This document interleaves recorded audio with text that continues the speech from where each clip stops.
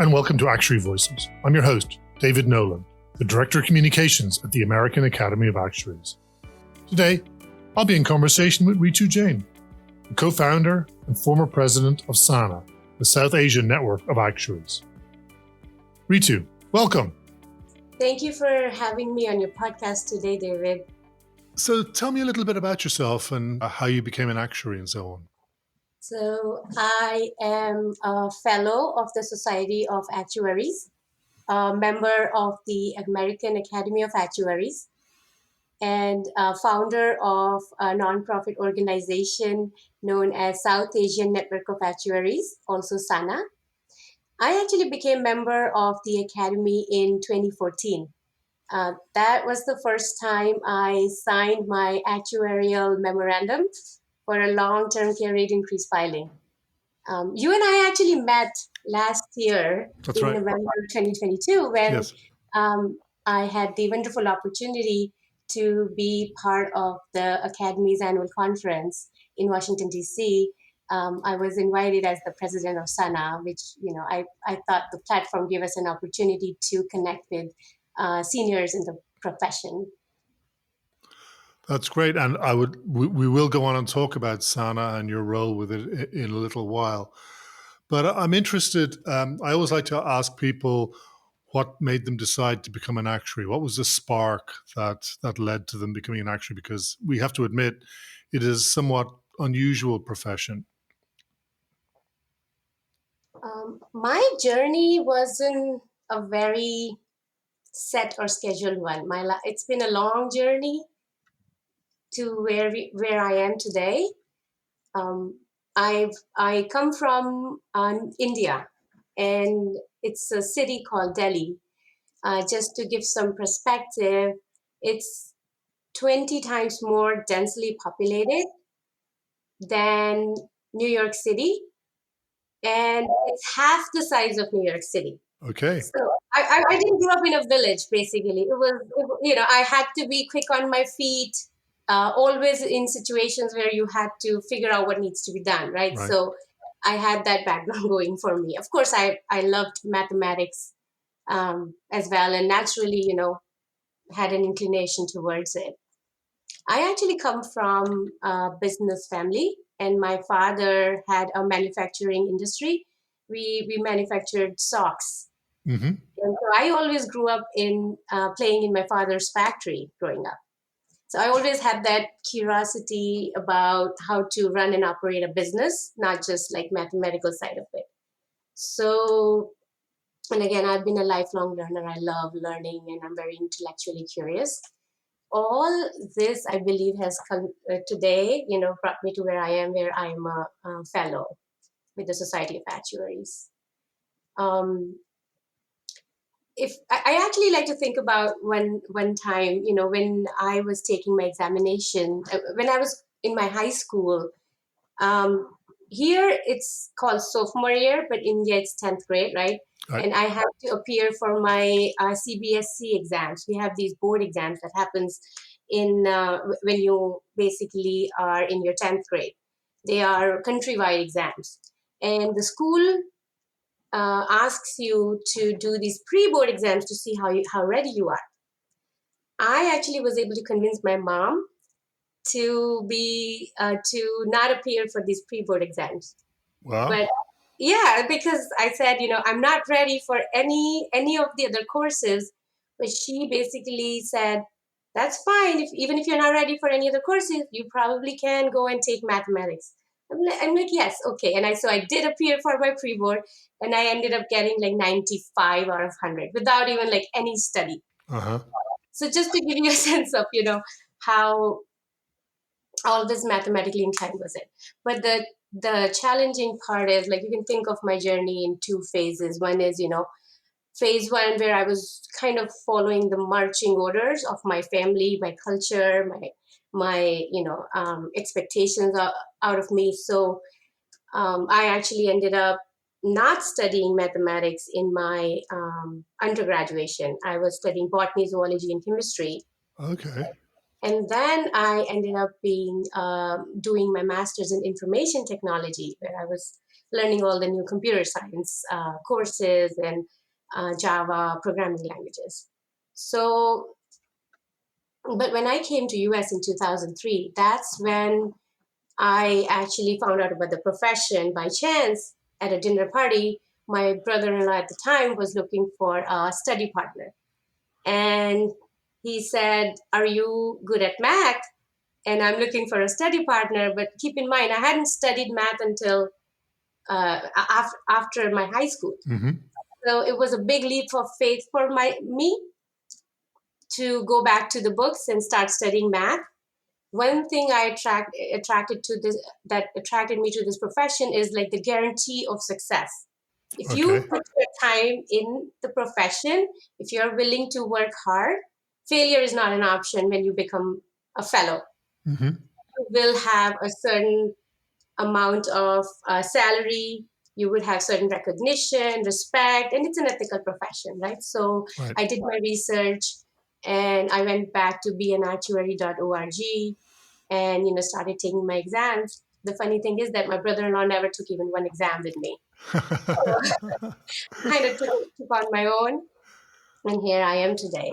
I actually took my first exam in 2003, and now and I got my fellowship in 2020. So it was a long journey. I had two boys in the meantime. I raised my family while Mm-hmm. taking exams, and here I am. Right. Well, that's certainly a very interesting journey. I love the idea of you running around as a child in your father's sock factory, telling people or telling him how he should be running his business.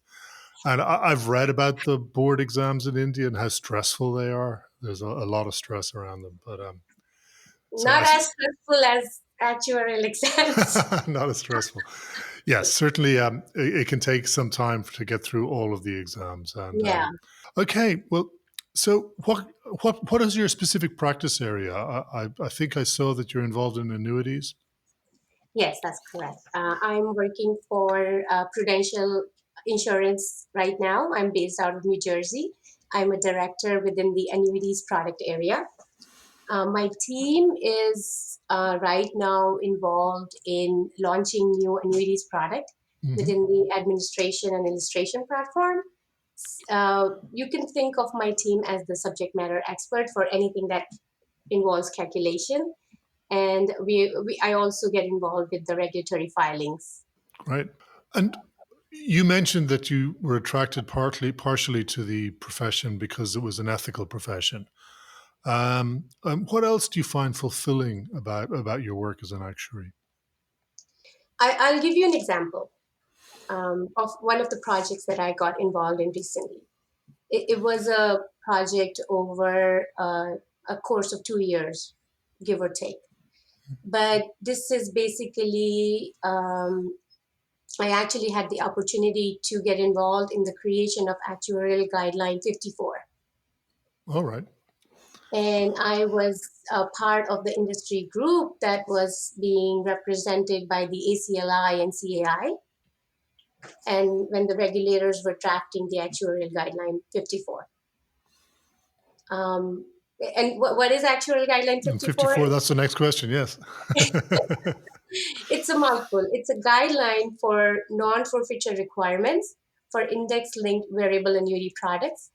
And the purpose of the guideline is to provide equity between the policyholder and the insurance company when they are providing interim values during the term of the contract. I think the key word there is equity between insurance company and the contract holder. Mm-hmm. How does it relate to our profession? Means I believe actuaries are doing a great service within the financial industry, where it's a very ethical profession, and that's one of the key things that attracts me towards it and keeps me going. And yeah, so basically, the company I work for is also a very ethical company, And and it's actually listed as one of the top uh, ethical companies consistently for 8 or 12 years in the row. that's impressive. Yeah. Yeah. Yes, it is something that I hear a lot, both in talking to actuaries and on the podcast. that many actuaries feel that they are doing good work that represents the public very, very strongly. Yeah. And it gives them a lot of fulfillment. And rightfully so, because we need advocates for the public, especially when they're dealing with larger companies and even the government. Let me take a moment to remind listeners that you're listening to Actuary Voices, the podcast from the American Academy of Actuaries. On this podcast, we talk to Academy volunteers and leaders, as well as friends of the Academy, about what inspires them about their work, both professionally or as an Academy volunteer. Please subscribe to Actuary Voices on your preferred podcast platform. You mentioned at the beginning that you were, I think, the co-founder of the South Asian Network of Actuaries.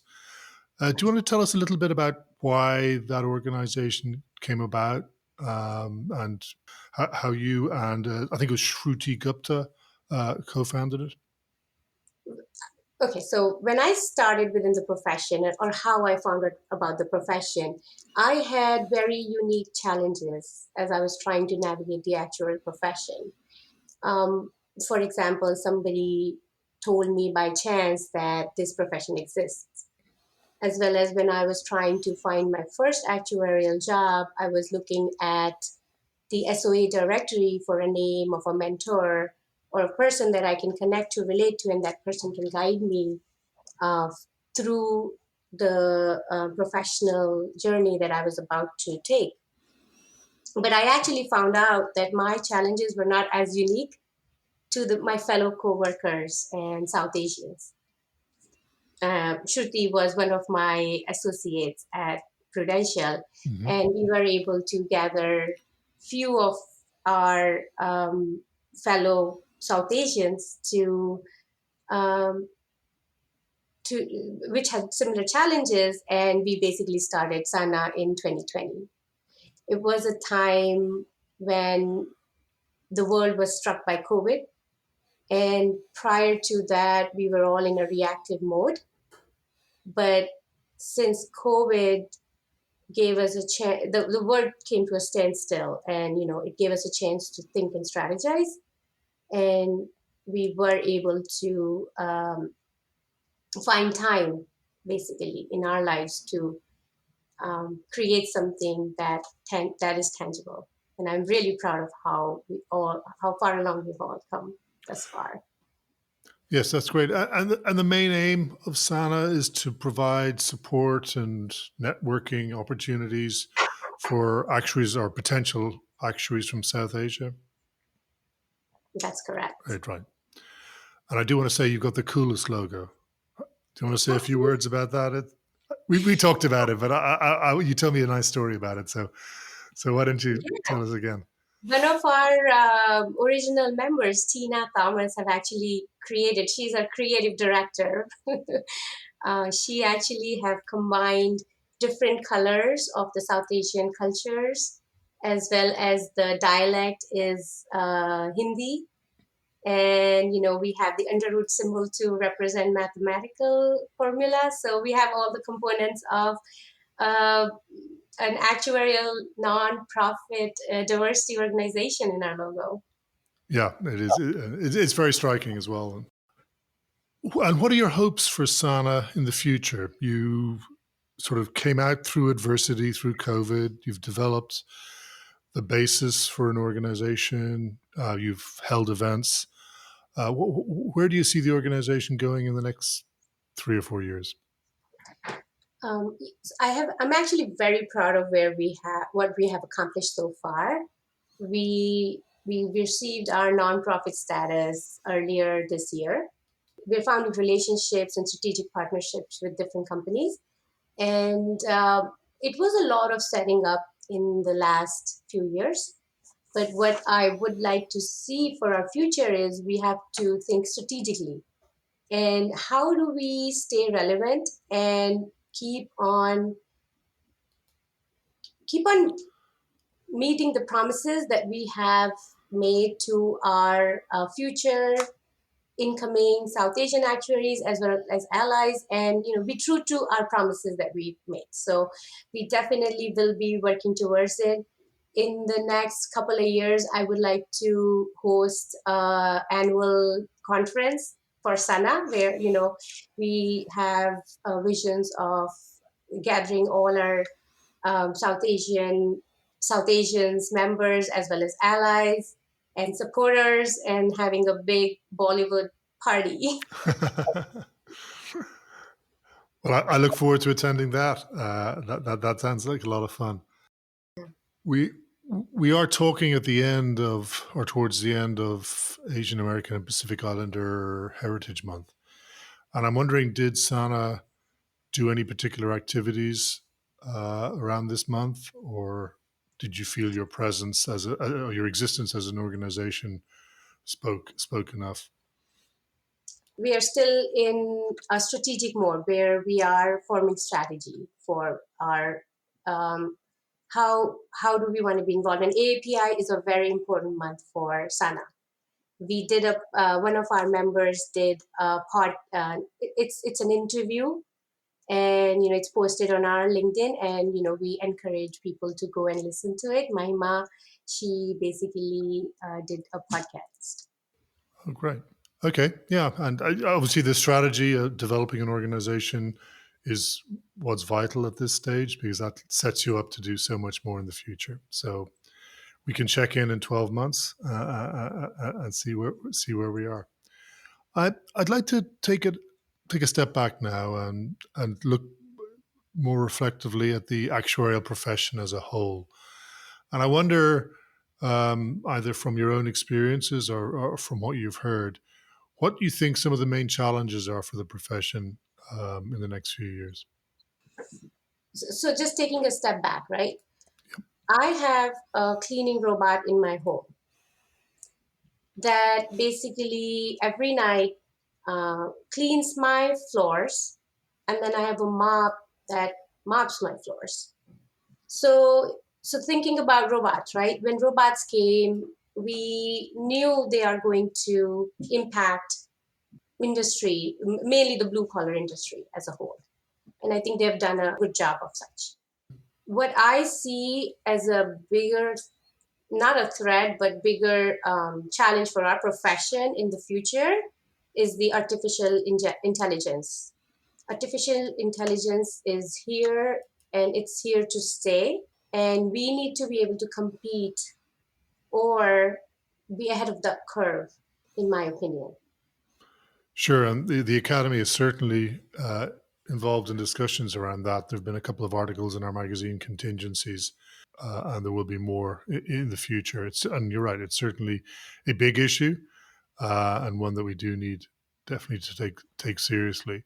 But I think there's also a case to be made that it's an opportunity, that artificial intelligence can take up some of the more mundane tasks, such as cleaning our floors, and maybe at a higher level, leaving us to think more strategically and think way beyond what we've been thinking up till now. So yes, certainly it's a challenge, but I see an opportunity wrapped around every challenge. I agree. I Yeah. agree.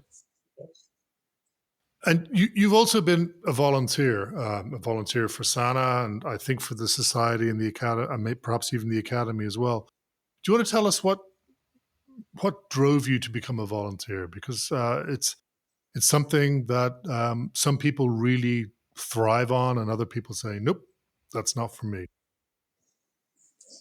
Um, it's funny you say it this way, but you know, there is a Taylor Swift song. It's like the anti-hero song. It's Uh like, huh.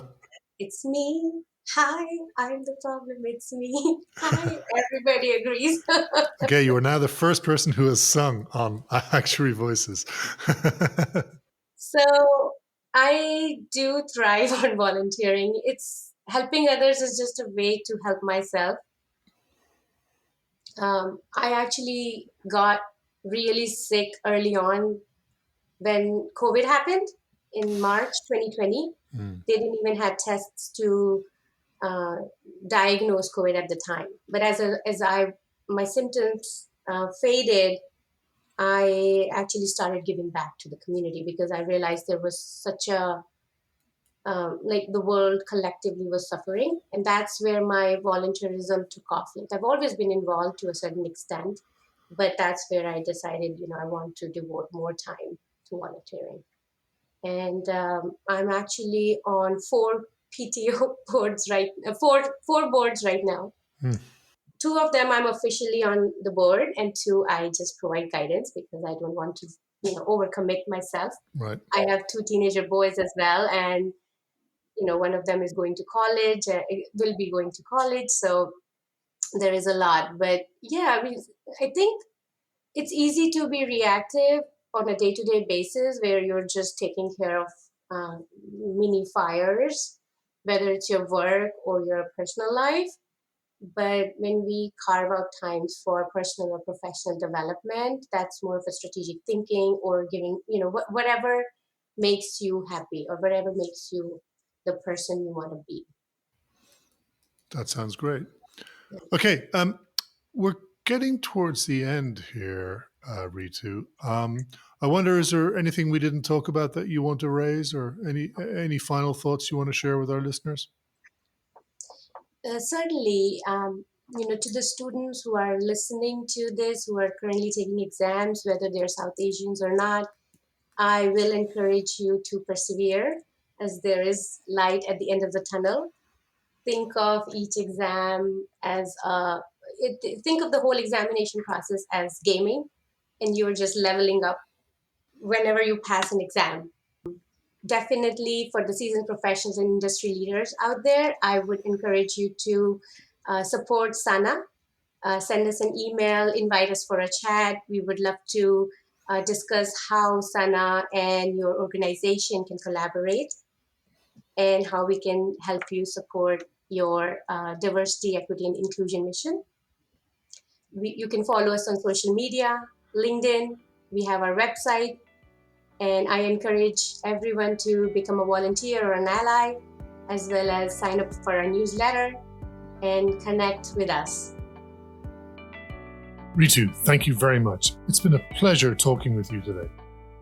You've been listening to Actuary Voices. Today I was in conversation with Ritu Jain, co-founder and former president of SANA, the South Asian Network of Actuaries. You can learn more about SANA on their website, sanaactuaries.org. That's SANA Actuaries.org. This is Actuary Voices, a podcast from the American Academy of Actuaries. I'm your host, David Nolan, Director of Communications at the Academy. And you can learn more about the Academy and our forthcoming activities, including our annual meeting, is coming November 13th and 14th in Washington, D.C. at our website, actuary.org. Thank you for listening.